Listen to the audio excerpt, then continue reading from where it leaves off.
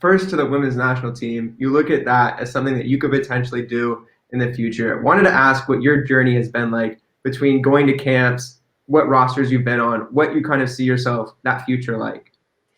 Okay, well, this is like a 5 hour long story. It's a saga actually, but I'll give you the good points. So basically, I think I got recruited to go to Stanford because I was in with the U16 national team when I was 15. And so I was like this 15-year-old in high school, and I got my first call up to the U16 team. And it was awesome. I mean, I met so many of my current friends and current teammates even on that team. And so that was a great experience. And then I ended up getting called up to the U17 World Cup team, or I guess. And so I'm in that cycle for about a year, training with them every camp. And I think I'm going to this U17 World Cup. I'm like, all right, let's ride. I'm the third keeper on the roster. I'm the young one of the group. And I end up just kind of like, I'm on the phone with the coach like 2 weeks before the last camp, before the roster solidified. And he's like, yeah, you're going to be great. Like, just come into next camp and perform, and like, it'll be fine. So I go into camp, and he brings in 5 goalkeepers. And I was like, what? I was just mind blown. I was like, there have been the same 3 goalkeepers on this team for a year, and now suddenly you're bringing in 5. And I was way younger then, and I just kind of freaked out, and I made simple things seem really hard. And honestly, like, I choked. Like, I totally choked. And he calls me into a meeting about halfway through the camp, and he goes like, you're not going to the World Cup. Like, you're not. And I get on a plane that next day, and I go home, cut from the U17 team, and I was one of the last players cut that didn't get to go to the World Cup. And that happened when I was 16 years old, and I was already committed to Stanford at the time. And I just remember being like, oh, I'm not going to get in. Like, they're not going to want me. Like, there goes my soccer career. I was like, I guess it's time to start being passionate about something else. So that's actually when my political aspirations to become president became a thing. And I was like, I guess I'll go to law school, because I'm sure as hell not going to be a soccer player anymore.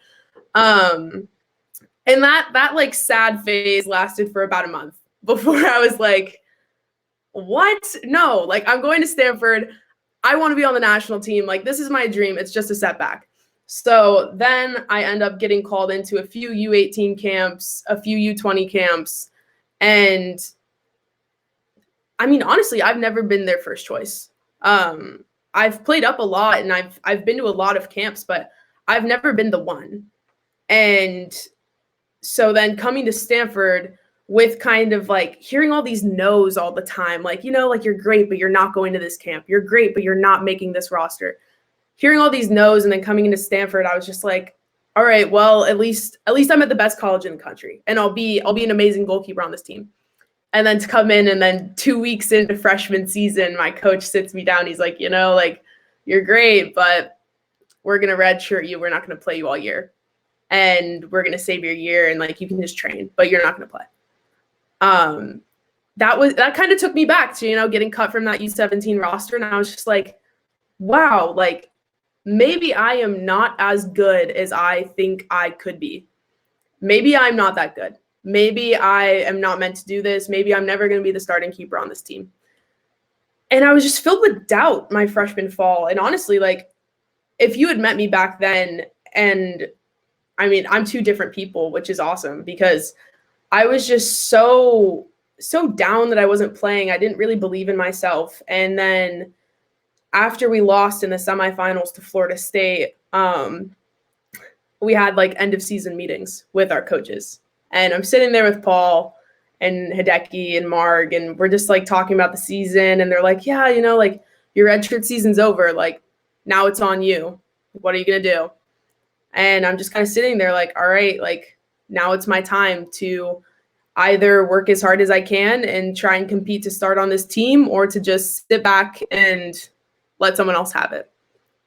And I go, Paul, we're going to win the next 4. And then I just walk out of the meeting, and I close the door. And lo and behold, that next year we ended up raising the trophy. And so it's 1 down, 3 more to go. and then I'll be done here. And then I can move on.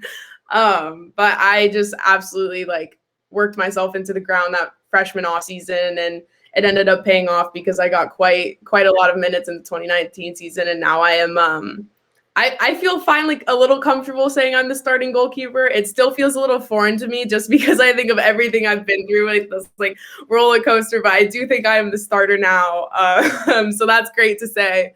It's great to acknowledge, and I think goalkeepers only play better when they're confident. So it's been an amazing journey, but you know, those defeats, getting cut, getting redshirted, I carry those with me in everything that I do. And so I am never going to be the player that gets outworked, because I have been in a situation where something has been taken away from me that felt out of my control. So I'm like, if it's in my control, I promise every time that I will give it my best. And I would say I definitely have a chip on my shoulder. And even after the victory last season, I still have a lot to prove. So I'm just really excited to get after it.